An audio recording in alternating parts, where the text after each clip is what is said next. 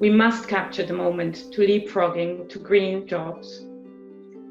Investments in renewable energy, smart housing, green public procurement, all guided by the principles and standards of sustainable production and consumption. Mi moramo redefinisati naš razvoj. Prošle godine smo diskutovali o podatku Ujedinjenih nacija da se ukupni gubici u globalnoj ekonomiji i troškovi očuvanja životne sredine povezani sa viškovima hrane procjenjuju na čak 1,7 triliona dolara.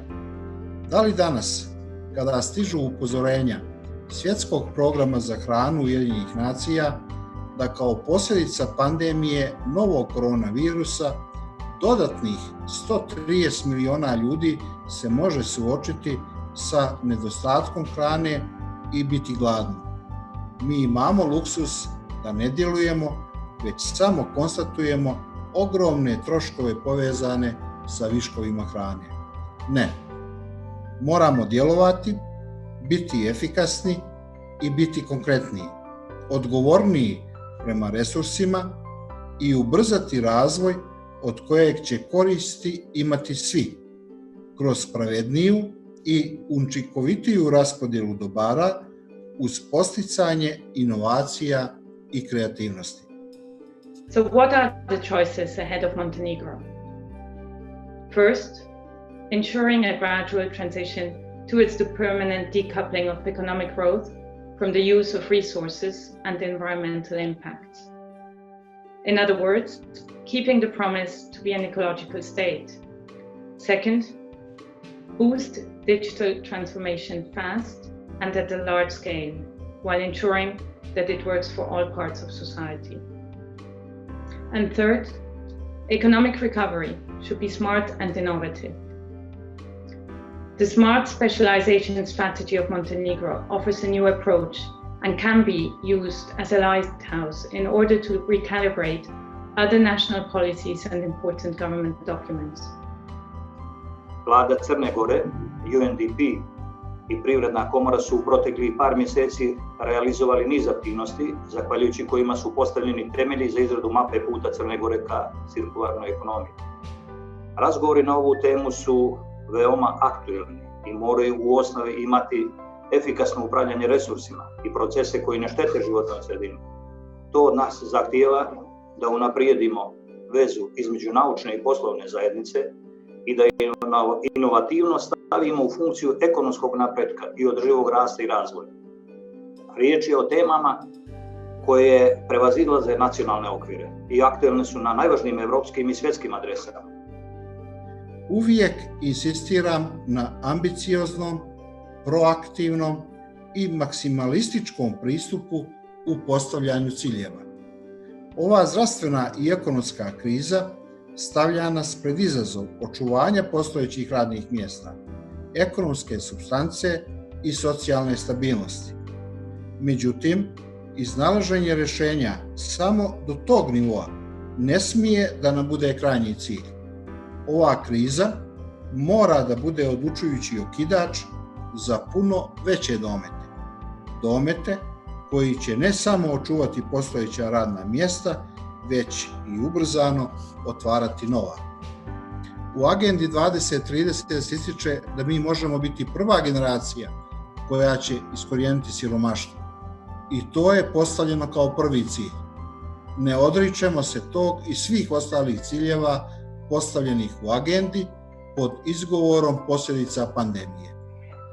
Dokumenta za naredni razvoj Crne Gore budu rađena u potpunosti na fonu cirkularne ekonomije, što će značiti obnovu ekosistema, dominantan utjecaj nauke i inovacija na svim poljima privrede.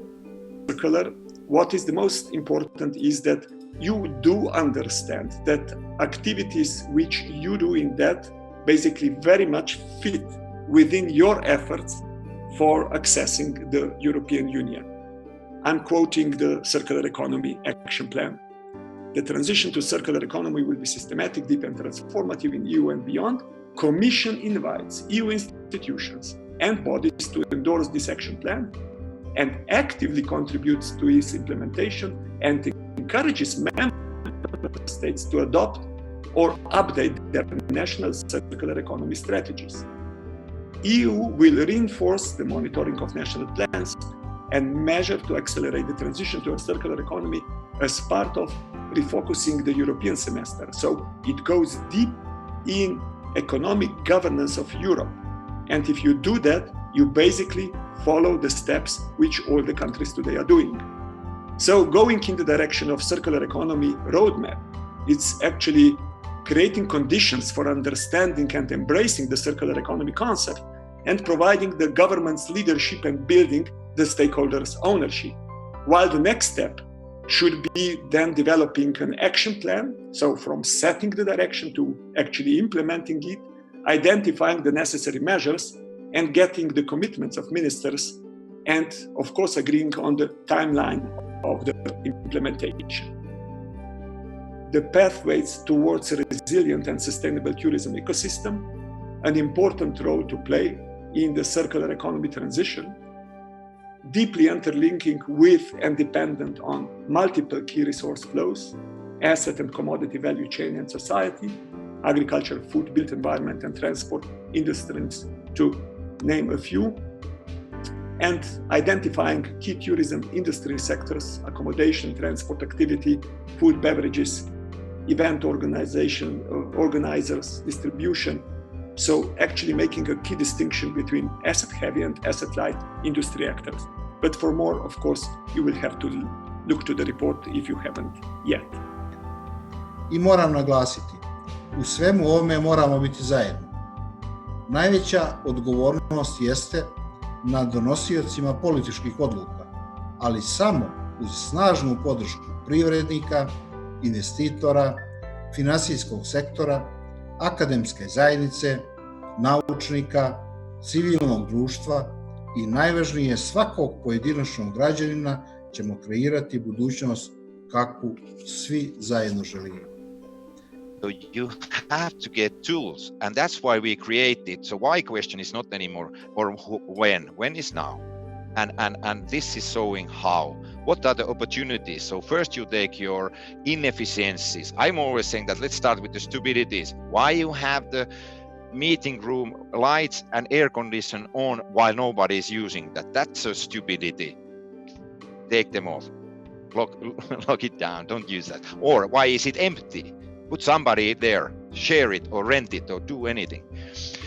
The second question is, what are the inefficiencies in your processes from the beginning to the end of your value chains? And then you go through all your functions and all your processes. And then you start, and then you usually also address pain points to your customer.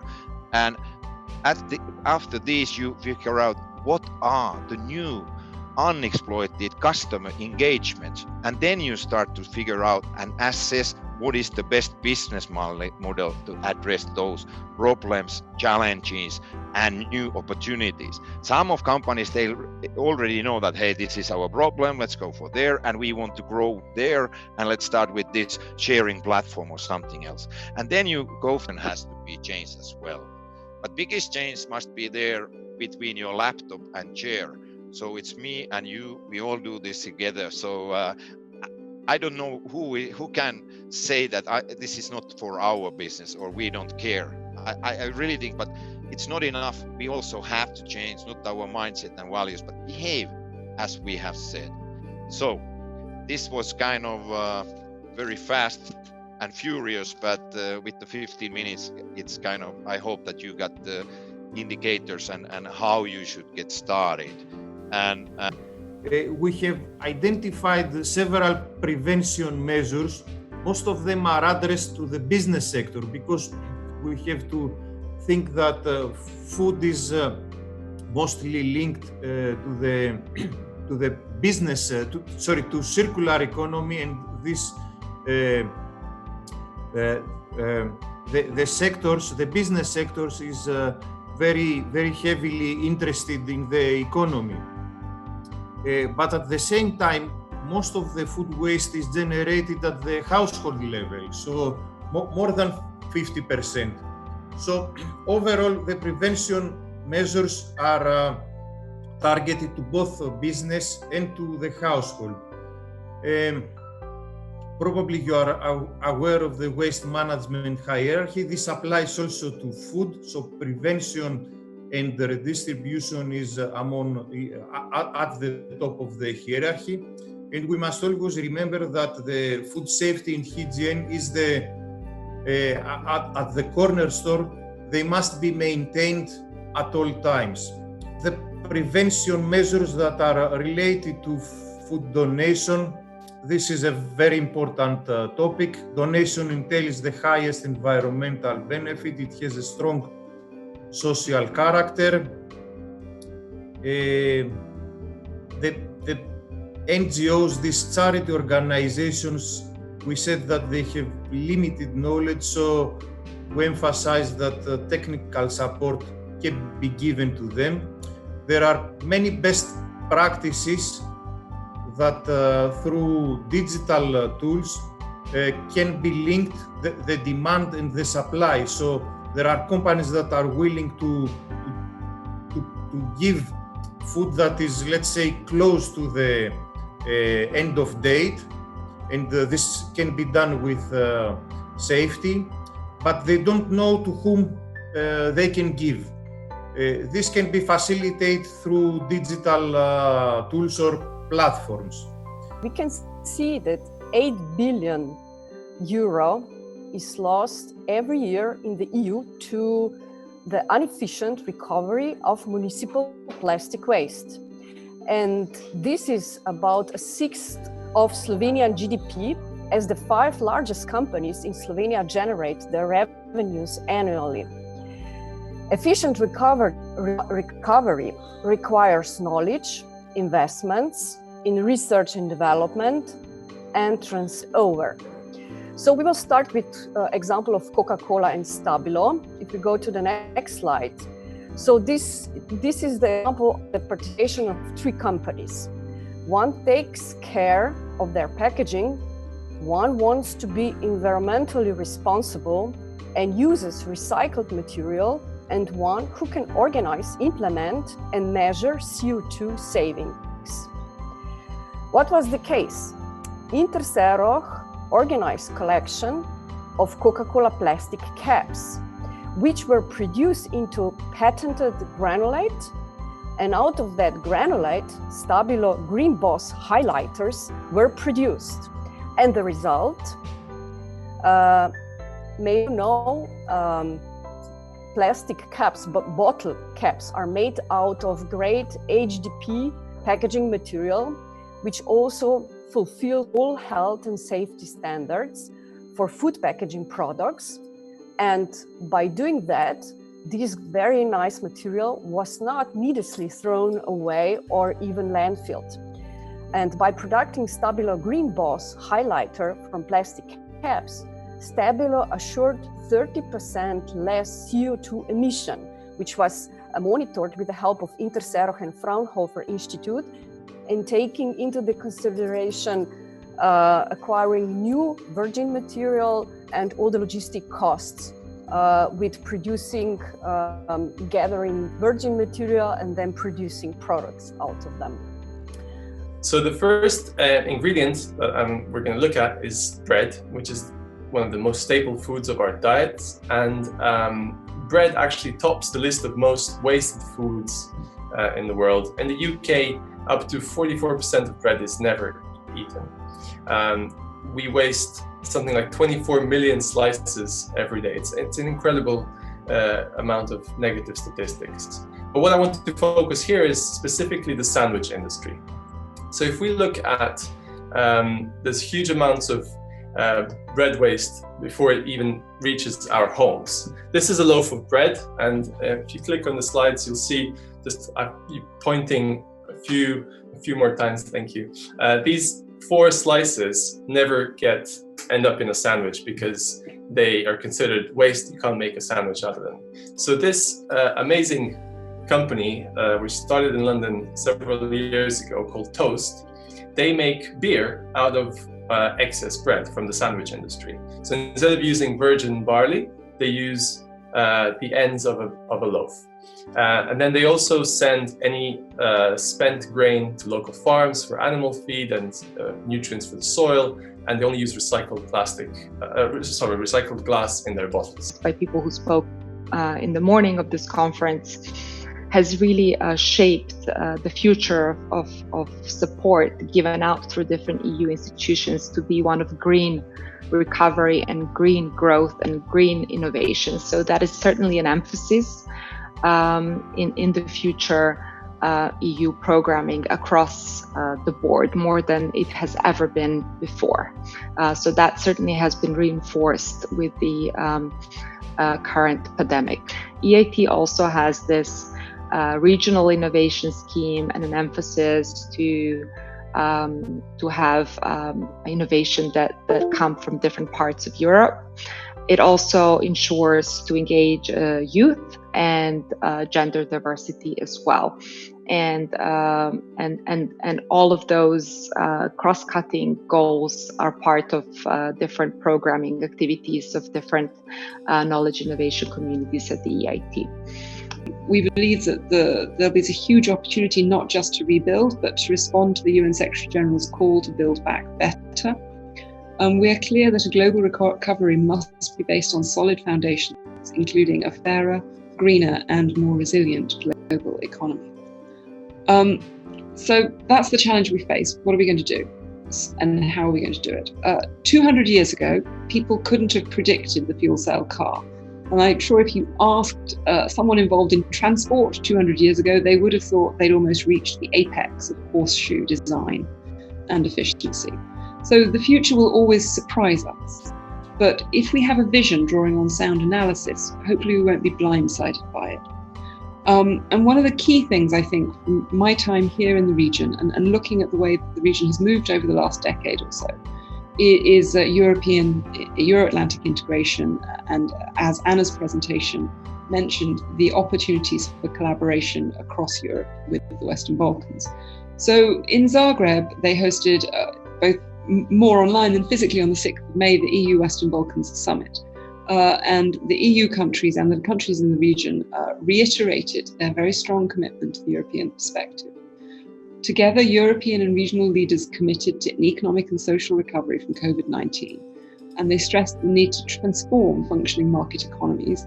Society must flourish, and the government reforms to promote wider social goods are key enablers for innovation and reform.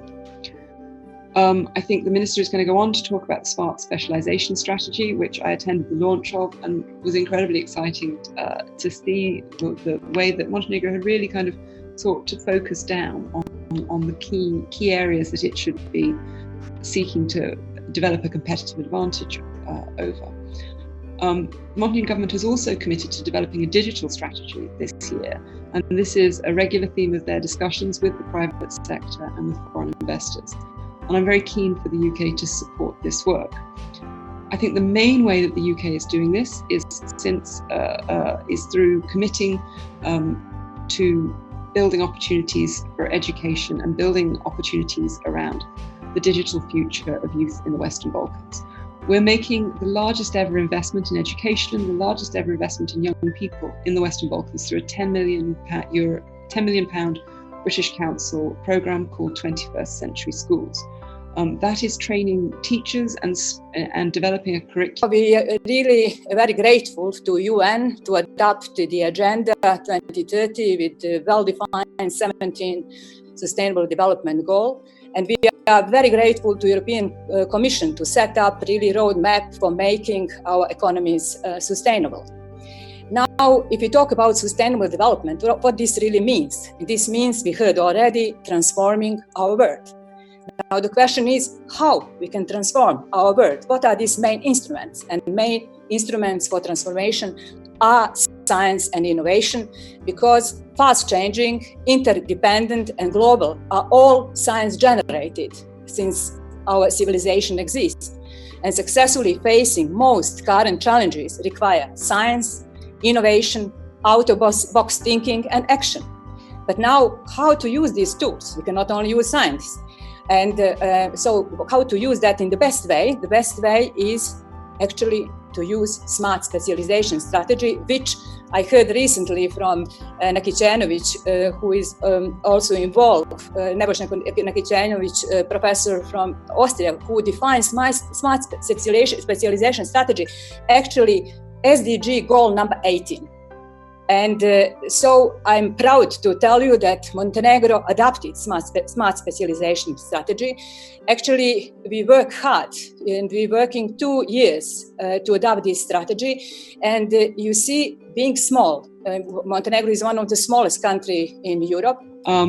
Governments also have a responsibility to minimize and address the digital divide, because it's no good countries moving towards digitalization if they're leaving some of their most vulnerable groups behind. And here in Montenegro, and in the UK as well, that includes more rural, poorer and older members of our communities. Something we've seen communities across the world struggling with, even with accessing services, digital services during coronavirus. So governments can establish institutions, formulate policies and consult and listen. But they need to have the engagement of innovators, job creators, local leaders, trade unions, workers and consumers. We must all work together to make a success in the future. It's not all down to the government. And I think that was brought home to me very forcibly last week in a conversation I was having with one of Minister Damjanovic's colleagues.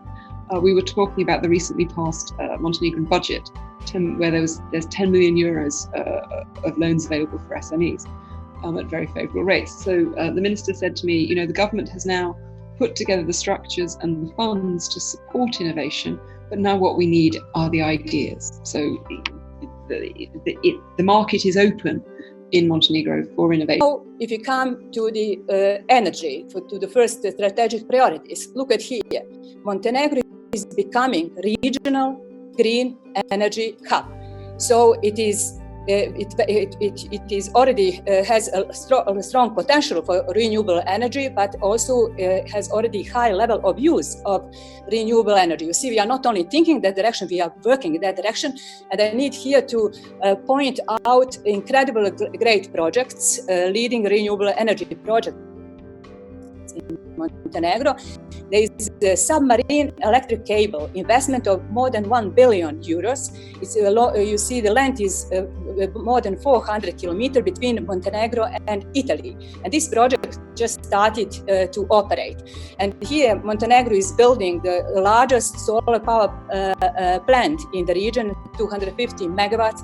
Many wind power plants are already being built and many are going to be used. And I want just to emphasize that if you talk about fossil fuel, so we are left with 100 years to use it. And now the question is, are we going to burn it till the end? Now, if you think about renewable energy, the question is, does really Europe has enough renewable energy to live after the all fossil fuel is burned? And so you can see here in our region of Southeast Europe has a strong, but I would like to see Europe integrated because we are really adding value to it. On top of that, in the future, we need to think about not anymore how to produce energy, but also how to transfer this energy. And I'm really proud to say that even people here at CERN who have strong knowledge in superconducting are thinking about superconducting cables, how to transfer energy from this big potential which exists of renewable energy from Africa to Europe. So I want to just emphasize, we really need all to think globally and not locally. And I think now feeling here that it's a lot of local behavior and also doubts or maybe on our region of Southeast Europe. Now, if you go to a second priority, this is it's sustainable agriculture. So in Montenegro, organic and autochthonous food is on the top of innovation goals. And we have a nice example and very good success story already. This is Plantage, which is recognized as a regional leader in autochthonous wine production. And a lot of things are on our now, what Alison mentioned, we are now making a list of many, many projects which we want to strengthen all these economical sectors, but in this direction, in innovative and sustainable. In my opinion, that is also one message for research. circular economy is excellent promoter for research, but must be tailored to local conditions, local circumstances. But this local mean Montenegro, but this local mean also Podgorica, Rožaje, or Budva. If not, the circular economy paradigm based only on copy-paste could be serious disadvantage as well for particular national and local economy as for citizens.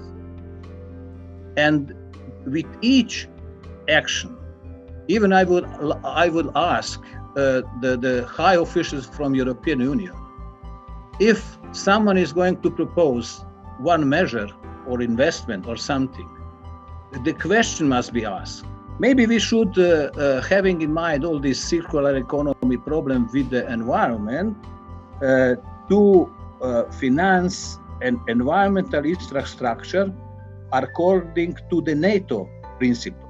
In NATO, each country should allocate 2% of GDP.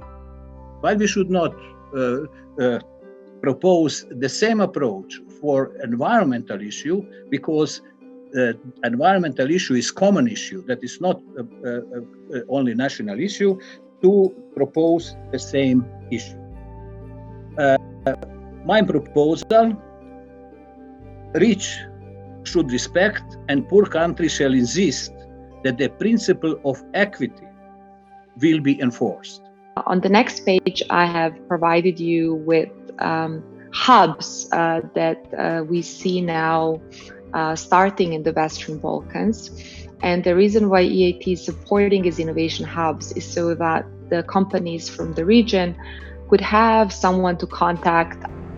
The Sustainable Development Goals and the Paris Climate Change Agreement give us the targets we need to steer a course towards a just, equitable, and prosperous human development, one that is in sync and positively leverages our planet's rich and diverse natural capital. Most notably, the European Union, through the Green Deal, is using the crisis as an opportunity to deliver transformational change that is guided by the science of the Paris Agreement and puts in place the building blocks for sustainable development, green recovery, and development. In 2018, 77% of Montenegro's energy consumption was from renewables. In this regard, Montenegro's investments into renewables may serve as a springboard for achieving carbon neutrality in years to come, thus being ahead of the countries which have been delaying necessary reforms in this area. There is an opportunity, a particular opportunity for Montenegro to embrace adaptive nature-based solutions as a social and economic multiplier through its agriculture and forestry sectors.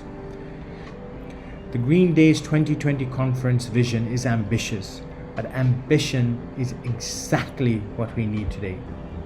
The path forward, as spelled out in the European Green Deal, the Sustainable Development Goals, and the Paris Agreement is clear. We must rely on those frameworks to correct the system's failures and inequalities that brought us here, and to guide the policies and investments that will drive a smart recovery and deliver triple socioeconomic and environmental wins. Building back better from COVID and addressing the climate crisis is not just necessary, it is our fundamental responsibility to future generations. With the support of UNDP, the Ministry of Sustainable Development and Tourism started a review of NDC. Among other activities, this review of NDC will include climate change mitigation measures, which is very important, and also gender equality issue negotiations on Montenegro's obligation with regard to reduction of polluting emissions covered by NETS Directive. This program will represent an integral part of the updated strategy for air quality management for period 2021 until 2024. Activities on updating strategy have begun in the last year, and we have ambition to finalize this strategic framework until the end of this year. It is impossible to plan responsible development of energy sector without climate awareness. And we see that as a good potential and good opportunity for further economic development.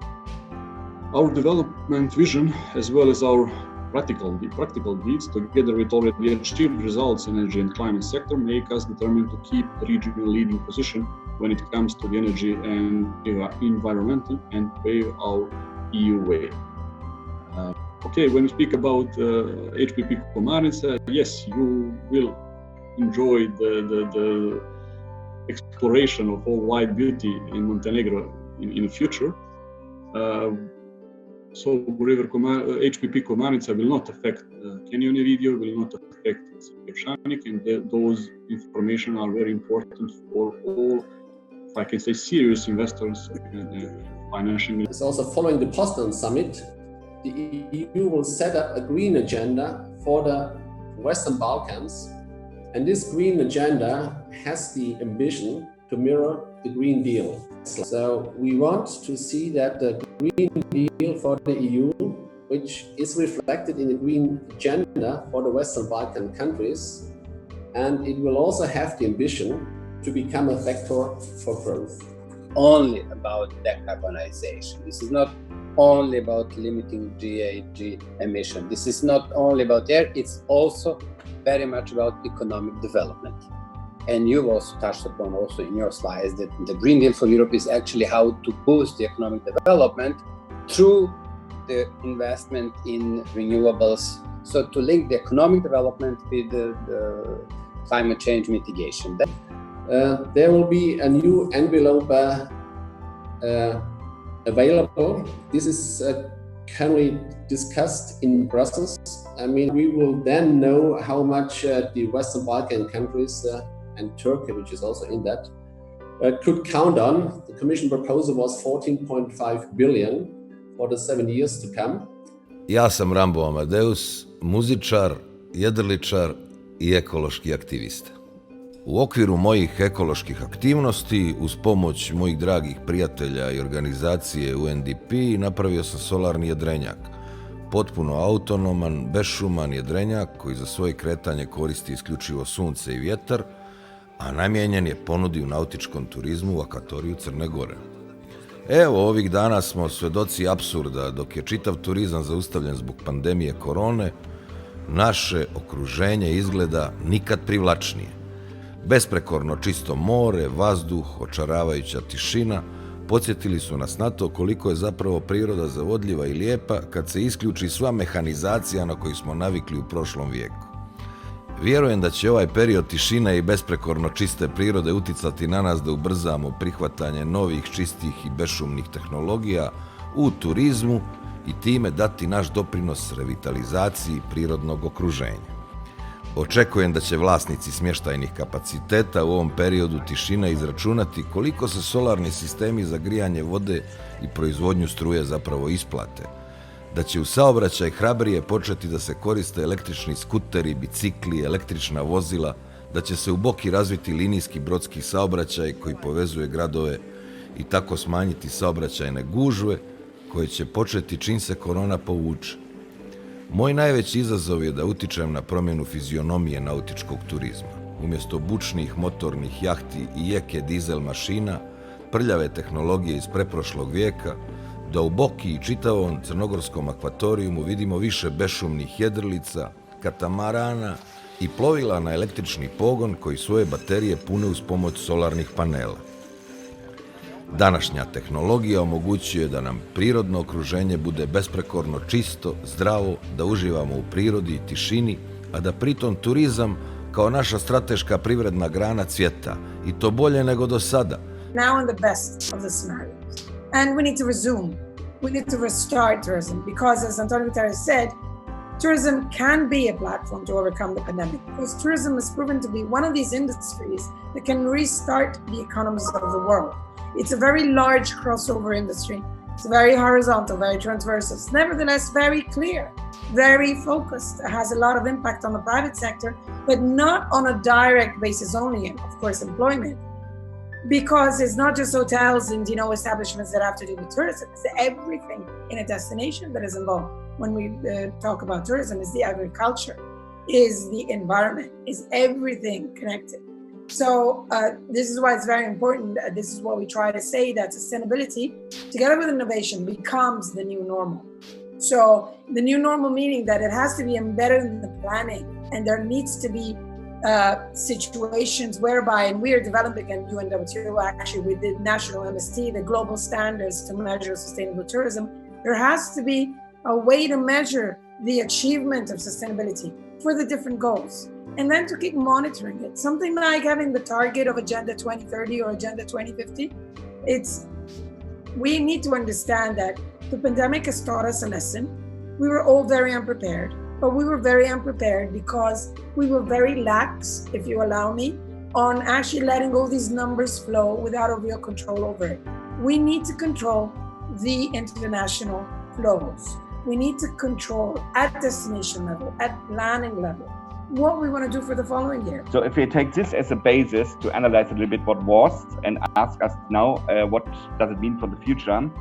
From my point of view, if we ask what would be the key for long-term success for destinations, but also for enterprises, I think it lies in the resilience of the tourism sector. And resilience, from my point of view, requires a holistic development and a holistic management approach, which goes, from my point of view, beyond the present concept and also the present requirements of sustainable tourism. So my message would be, if we are talking about the recovery process that we are dealing with at the moment, which is necessary, which is obviously the way forward. But from my point of view, we should actually combine this recovery process also with rethinking and also redesigning and rebuilding the tourism sector based on the analysis that I made before to come to a real new normal. And to answer the question, Anna, what means, from my point of view, resilient tourism, I would say resilient tourism covers four main pillars. The first is about innovation and adaptation. That means what we need is, from my point of view, an integrative application, also constant streamlining of future-oriented and coherent tourism development approaches. So I'm talking about the ABC of tourism management. We have to be more creative, we have to be more agile, and we have also to find decentralized solutions for destination management, and also to think about the diversification of our tourism product and also about our markets, just to mention some examples. And the second major pillar from my point of view when it comes to resilient tourism is about anticipation and transformation. So it means, finally, for me, we need a regular observation of new developments, of new trends, and also a timely initiation of strategic and operational modification processes. So it is all about flexibility and changeability. So we have to anticipate new developments, such as with Airbnb. I think we overslept a little bit the whole development that came with Airbnb for the accommodation sector. Just to mention one example, what I mean with anticipation and with transformation. And the third pillar is about prevention and mitigation. So I think it is needed to think about an early identification and also taking adequate measures to avoid, or at least to minimize, negative effects of internal or external stress factors that I mentioned before. So it's also about security and stability if we are talking about resilience. And finally, it's about protection and preservation.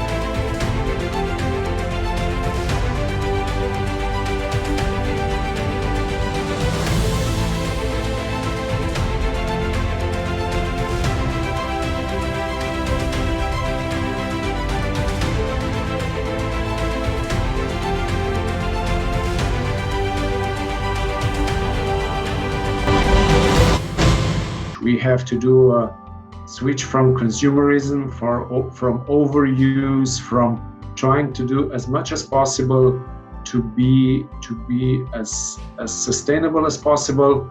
And if we look at tourism, I mean, Adriatic coast is mostly known for mass tourism. Even its most, let's call it, delicate locations, most famous locations that could be managed a little bit different, like Dubrovnik or some are similar in Croatia, they are just mass tourism.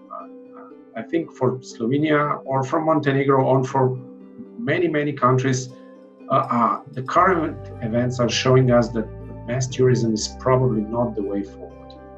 That we will have to switch something, that we will have to do something. And one of the things that is quite popular right now, if we jump to next slide, is e-mobility. So electric cars are really becoming to be popular right now.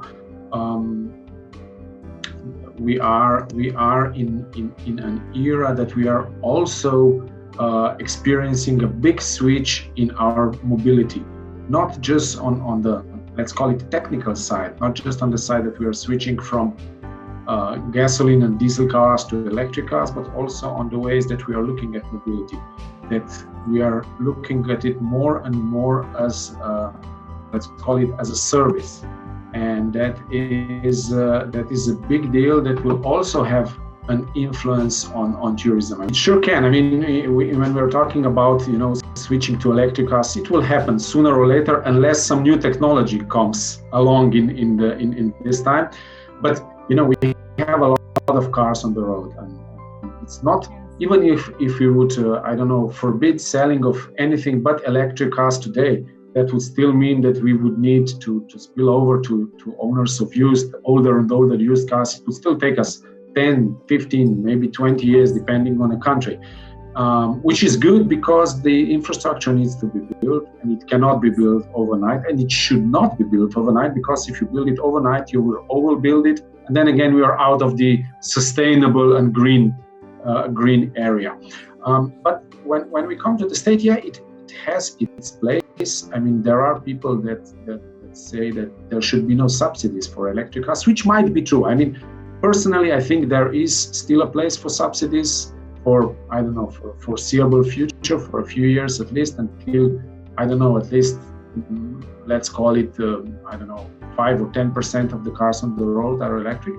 But then again, the bigger part, that's what we see in Slovenia, of this state influence, should be forcing the organizations that are managing the infrastructure. So forcing the energy providers, the energy grid maintainers, forcing the bureaucracy that directs or allows or disallows when you can put, a solar power plant or charging station. So they would have, state has to do that. They have to provide a baseline with the advent of e-mobility, of shared mobility. It will change a little bit. You will combine different modes of travel when being a tourist. The other thing is, what we've learned is that there is a lot of people that are prepared to spend more money on being sustainable. Electric cars are showing us that. The first cars that came on the market were quite expensive. Only now we are getting cheaper, but still, if you compare the basic price, they are more expensive. If you compare the total cost of ownership, not anymore. But they are prepared to pay more, and I believe that they are prepared to pay more also in tourism for stuff like that. So one of the things that we were discussing here at Porsche Slovenia was, is there a way to combine those two things? And we found, we are trying to find this kind of matches, and we for example, we have now one that we are just starting to cooperate with, but it is, I think it's quite interesting. That's why I chose it actually for this presentation, because it seems quite interesting to me. If we go to the next slide, and because we know what do we need in tourism right now? We need green destinations, of course, and that means that they are powered with green energy. We need the transport to the locations, between the locations, because some people, or a lot of people, don't want to just stay in one location. They want to explore. They would like to explore the whole country. But then again, if that means driving around a mass of tourists in a diesel rent-a-cars. That's not sustainable. You put them into electric cars, you guide them to green destinations, so the destinations that are ecological, that are powered by green power, that have their own, solar powers, so that are using locally produced food and so on and so on. So basically, you put in front of them an itinerary to see the best in the country, but do it in an ecological way. And also, what is extremely important here is that it's not only a tourist solution. So if you want to do it, you have to build infrastructure. All these tourism providers have to have their green energy. They have to have this, solar arrays. You have to set up charging stations for cars. And that means that you are also doing something for the country itself. The world is overrun with sharp inequalities. With financial instability and pressing environmental challenges, it's time to rethink our future. We bring smart discussions to the table, mapping the benefits of a circular economy, discovering innovation for the future, meeting our climate change promises, preparing for the future of tourism. Join changemakers from across the world for 2 days of inspiration, green impact,